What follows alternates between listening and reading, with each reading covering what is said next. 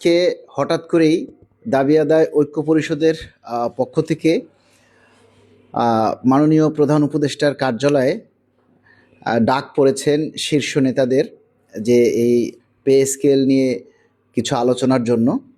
সে আলোচনায় অংশগ্রহণ করার জন্যই দাবি আদায় ঐক্য পরিষদ, সরকারি গাড়ি চালক সমিতির কেন্দ্রীয় নেতৃবৃন্দ, আরও অন্যান্য যারা আছেন সবাই আসলে আমরা মাননীয় প্রধান উপদেষ্টার কার্যালয়ে আমরা উপস্থিত হয়েছি এবং সেখানে আমাদের যে নবম পে স্কেল বাস্তবায়ন নিয়ে আমাদের মোটামুটি আলোচনা ফলপ্রসূ হয়েছে এবং আমরা আশাবাদী যে আমাদের যে কাঙ্ক্ষিত যে সময় ডিসেম্বরের মধ্যেই নবম পে স্কেলের গেজেট প্রকাশ হবে বলে আমরা আশাবাদী।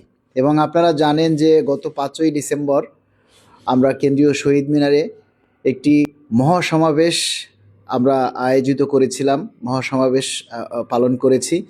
সেখানে সারা বাংলাদেশের প্রতিটি জেলা উপজেলা থেকে এবং শহর, বিভাগীয় শহর থেকে লক্ষাধিক কর্মচারী আমাদের সেই মহাসমাবেশে উপস্থিত হয়েছেন এবং সেখানে আমাদের যে মহাসমাবেশের যে উদ্দেশ্য সেটা হচ্ছে সরকারি কর্মচারীরা আজকে যে মানবেতর জীবনযাপন করছে, সরকারি কর্মচারীরা যে কষ্টে আছে, সেই কষ্টের কথাগুলি লাখো কণ্ঠে আওয়াজ তুলে সরকারের নজরে আনার জন্যেই আসলে সেই মহাসমাবেশ। এবং সেই মহাসমাবেশ আমরা মনে করি আমাদের মহাসমাবেশ সফল হয়েছে এবং সেখান থেকে আমাদের যে দাবি দেওয়ার কথাগুলি, আপনারা জানেন যে বাংলাদেশের যত জাতীয় গণমাধ্যম রয়েছেন, টিভি, পত্রিকা, সবগুলো চ্যানেলেই আমাদের সেই দাবির কথাগুলি উঠে এসেছে। এজন্য গণমাধ্যম যারা মিডিয়া কর্মী আছেন তাদেরকে আমরা আন্তরিক ধন্যবাদ জানাই।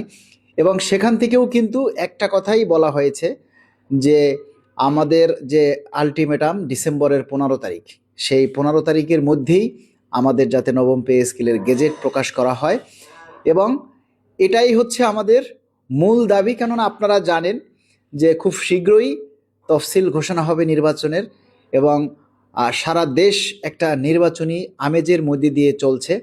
কিন্তু নির্বাচনী তফসিল যদি ঘোষণা হয়ে যায় তাহলে সরকার সহ বিভিন্ন মহল কিন্তু নির্বাচনের কার্যক্রম নিয়ে ব্যস্ত হয়ে পড়বে। তখন কিন্তু আসলে পে স্কেলের কার্যক্রমটা বাস্তবায়ন করা কতটুকু সম্ভব হবে বলে আমরা জানি না বা আমাদের সন্দিহান। যার কারণে আমরা চাই যে এই যে তফসিল ঘোষণাটা হবে এবং সামনে যে বিজয় দিবস আমরা পালন করি 16ই ডিসেম্বর, আমরা চাই সেই বিজয় দিবসেই যেন কর্মচারীদের আরেকটা বিজয়ের কথা আমরা শুনতে পাই।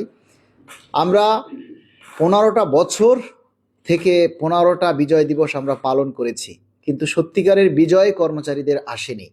আমরা 10 বছর থেকে আমাদের ন্যায্য অধিকার, বেতন বৃদ্ধি, 2টা পে স্কেল থেকে আমরা বঞ্চিত।